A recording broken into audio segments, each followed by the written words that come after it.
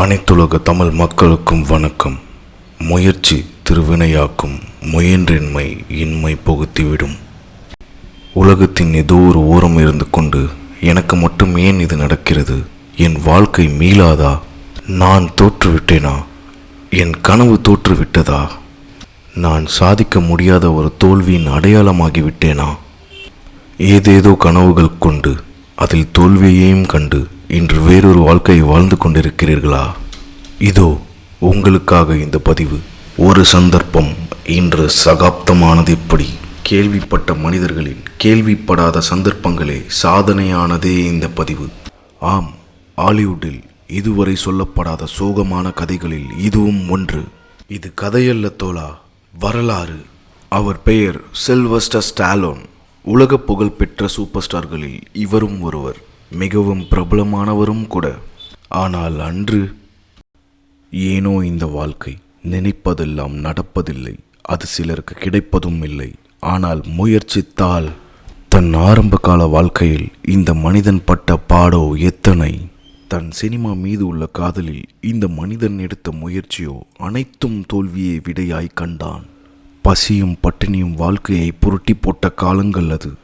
சில சமயங்களில் க்ரௌட் ஆர்டிஸ்டாக வேலை செய்தால் உணவு ஓரிரு நாள் நிச்சயம். வறுமையும் பசியும் பட்டினியும் இந்த வீரனை புரட்டி எடுத்தது. 2-3 நாட்கள் பட்டினி எல்லாம் பழகி போனது இந்த வீரனுக்கு. அந்த காலங்களில் மிகவும் உடைந்து போனார் இந்த சில்வஸ்டர் ஸ்டாலோன். தனக்கென்று சொந்தமாக ஒரு ஜோடி செருப்பும் 2 உடைகளும் மட்டுமே இருந்ததாம். ஆனால் தன் கனவுகளுக்கு மட்டும் எல்லையே இல்லை. சரியாக 1971 வருடம் அவர் வாழ்க்கையில் மிக கடினமான அந்த காலங்களில் தனக்கென்று ஒரு நண்பன் இருந்தானாம். ஆம், அது அவர் வளர்க்கும் நாய் புட்கஸ். எப்பொழுதும் என் நகைச்சுவைகளை பார்த்து சிரித்து தன் மனநிலையை பொறுத்து கொண்டு தான் இருந்ததற்காக தன்னை நேசித்த ஒரு ஜீவன் அந்த புட்கஸ். தன்னுடைய கடினமான நேரங்களிலும் தன்னுடைய கடினமான வாழ்க்கையிலும் தனக்கென்று உயிரின் உயிராய் இருந்தான் இந்த புட்கஸ். இருவரும் பட்டினியால் மெலிர்ந்து போனார்களாம். ஒரு சுரங்கப்பாதையின் நிறுத்தத்திற்கு மேலே ஃப்ளாப் ஹவுஸில் வசித்து வந்தார்களாம் ஸ்டாலோனும் புட்கஸும். பகலில் சூடாகவும் இரவில் குளிராகவும் இருந்த அந்த ஃப்ளாப் ஹவுஸில் கரப்பான் பூச்சி தொல்லை மிகவும் கடினமாக இருந்ததாம். பசியும் பட்டினியும் அடித்து நொறுக்க தன்னால் இந்த ஜீவன் புட்கஸ் இறந்து விடுவானோ என்று அச்சத்தில் இருந்தாராம் சில்வஸ்டர் ஸ்டாலோன். தன்னை விடவும் புட்கஸை எண்ணி மிகவும் வருத்தப்பட்டார் ஸ்டாலோன். பசி தன்னை வாட்டி எடுக்க, கடினமான நேரங்கள் முத்தி போக ஒரு முடிவு செய்தார் ஸ்டாலோன். ஒரு பாரின் ஓரத்தில் ஒரு குடிகாரனுக்கு வெறும் $40 தன் உயிரின் உயிரான புட்கஸை விற்றுவிட்டார் ஸ்டாலோன். இறுதியில் அந்த குடிகாரனிடம், என்னால் இவனை நன்றாக பார்த்து கொள்ள முடியவில்லை, நீ நன்றாக பார்த்துக்கொள் என்று கூறிவிட்டு நகர்ந்தார் ஸ்டாலோன். புட்கஸை நினைத்து நினைத்து அழுது கொண்டிருந்தாராம். அந்த வலி ரணமானதாம் இந்த வீரனுக்கு, ஏற்றுக்கொள்ள முடியாத வலியானதாம். ஆனால் எங்கோ ஒரு மூலையில் தன் புட்கஸிற்கு உணவு கிடைத்திருக்கும் என்று நினைத்து கொள்வாராம் ஸ்டாலோன். இப்படியே போய்கொண்டிருந்த ஸ்டாலோனின் வாழ்க்கையில் ஒரு நாள் தெரிந்த நண்பர் மூலமாக கிடைத்ததாம் ஒரு டிக்கெட். ஆம், அது ஒரு டிக்கெட். தனக்கு மிகவும் பிடித்த குத்துச்சண்டை வீரரான முகமது அலியின் போட்டியை காண ஒரு டிக்கெட், அதுவும் முதல் வரிசையிலே. அந்த டிக்கெட்டை வேறு ஒருவருக்கு விற்றுவிட்டால் 3 வேளை உணவு நிச்சயம். ஆனால் மறுத்தார் ஸ்டாலோன். ஸ்டாலோனுக்கு முகமது அலி என்றால் மிகவும் பிடிக்குமாம். தனக்கு கிடைத்த டிக்கெட்டை எடுத்துக்கொண்டு முதல் வரிசையில் அமர்ந்தாராம் ஸ்டாலோன். அந்த போட்டியில் முகமது அலிக்கு எதிராக போட்டியிட்டது சக் வெப்னர். தோல்வியை ஏற்றுக்கொள்ள முடியாத ஒரு வீரனின் குணத்தை பார்த்து மிகவும் மிரண்டு போனார் ஸ்டாலோன். ஒரு ரசிகனாக முகமது அலியின் போட்டியை கண்டு பிரமித்து போனார் ஸ்டாலோன். எப்படி ஒரு வீரனுக்கு இவ்வளவு போராட்ட குணம்? இது சாத்தியமா? சொல்ல முடியாத பிரளயம் ஏதோ மனதில் ஏற்படுத்திவிட்டது இந்த ஸ்டாலனுக்கு. முகமது அலி வெற்றி பெற்றார். அந்த அரங்கமே ஆர்ப்பரிப்பில் அதிர்ந்து போனது. ஏதோ மனதில் ரணமாக கண்ணீருடன் விடை பெற்றார் ஸ்டாலோன். முகமது அலியின் முயற்சியும் போராட்ட குணமும் ஸ்டாலினை ஏதோ ஒரு விதத்தில் பாதித்தது. அழுது கொண்டே வீட்டிற்கு நடந்து சென்றார் ஸ்டாலோன். அந்த இரவு யாருக்கும் தெரியவில்லை அந்த இரவு வரலாறாகும் என்று. முகமது அலி ஏற்படுத்திய அந்த பாதிப்பை ஒரு திரைக்கதையாக எழுத முயற்சி செய்தார் ஸ்டாலோன். அதையும் 20 மணி நேரங்களில் எழுதி முடித்தார் ஸ்டாலோன். தான் எழுதிய கதையை சுலபமாக யாரும் ஏற்றுக்கொள்ளவில்லை. பல திரைப்பட அலுவலக வாசலை ஏறி இறங்கினார் ஸ்டாலோன். நல்ல கதைதான், ஆனால் முடியாது என்று கைவிரித்தார்கள் சிலர். ஒரு தயாரிப்பாளர், கதை நன்றாக இருக்கிறது, $2.50 லட்சம் தருகிறேன், எனக்கு கதையை கொடுத்துவிடு என்றார். மறுத்தார் ஸ்டாலோன். மீண்டும் அதே தயாரிப்பாளர் ஒரு நாள், $3.50 லட்சம் தருகிறேன், கொடுத்துவிட்டு போ என்றார். மீண்டும் மறுத்தார் ஸ்டாலோன். ஒருவேளை ஸ்டாலனுக்கு அந்த $3.50 லட்சம் கிடைத்தால் இனி பசியும் இல்லை, பட்டினியும் இல்லை, ஒரு புதிய வாழ்க்கையை தொடங்கலாம். ஆனால் என்ன பிடிவாத குணம் இந்த வீரனுக்கு! தன் வங்கிக் கணக்கில் $23 வைத்து கொண்டிருந்த ஸ்டாலனுக்கு அந்த தொகை மிகப்பெரிய தொகை. பிடிவாதம் கதையின் மேல் மட்டும் இல்லாமல் தன்மேலும் வைத்திருந்தார் சில்வஸ்டர் ஸ்டாலோன். அந்த தயாரிப்பாளரிடம் நானே நாயகனாக நடிக்க வேண்டும் என்று கட்டளையிட்டார் ஸ்டாலோன்.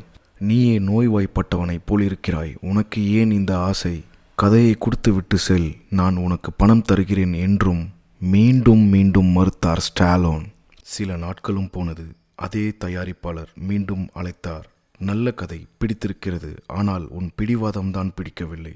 சரி, போனால் போகட்டும். என்னால் $3,50,000 எல்லாம் தர முடியாது. என்னால் வெறும் $35,000 மட்டுமே தர முடியும். வேண்டுமென்றால் நடித்துக்கொள் என்று அனுமதித்தார் தயாரிப்பாளர். பிறகு அந்த திரைப்படம் ராக்கி பால்போவா என்று வரலாறு ஆனது சரித்திரத்தில். மதிப்புமிக்க ஆஸ்கர் விருதுகளில் சிறந்த படம், சிறந்த இயக்கம் மற்றும் சிறந்த படத்தொகுப்பு ஆகிய விருதுகளை வென்றது ராக்கி பால்போவா. அவர் சிறந்த நடிகராகவும் பரிந்துரைக்கப்பட்டார். ராக்கி திரைப்படம் அமெரிக்க தேசிய திரைப்பட பதிவேட்டில் கூட மிகச் சிறந்த திரைப்படங்களில் ஒன்றாக இணைக்கப்பட்டது. அந்த திரைப்படத்தில் கிடைத்த $35,000 வைத்து சில்வஸ்டர் ஸ்டாலன் என்ன செய்தார் தெரியுமா?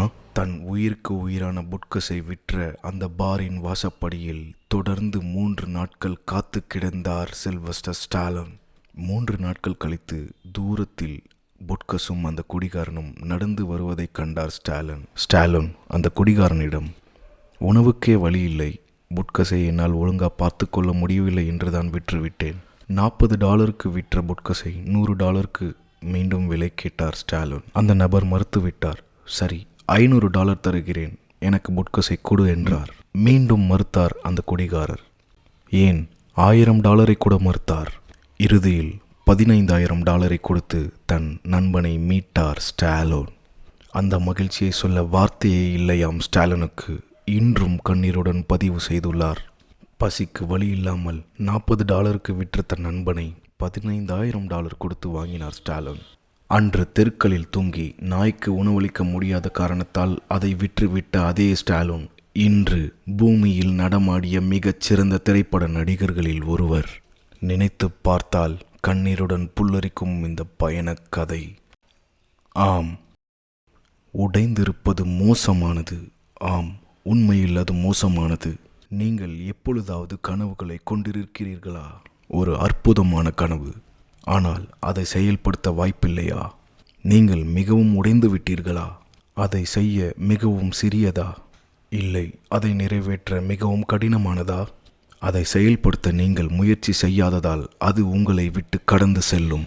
மக்கள் உங்கள் தயாரிப்புகளை விரும்புவார்கள், ஆனால் உங்களை அல்ல. இது மிகவும் கடினமான உலகம்.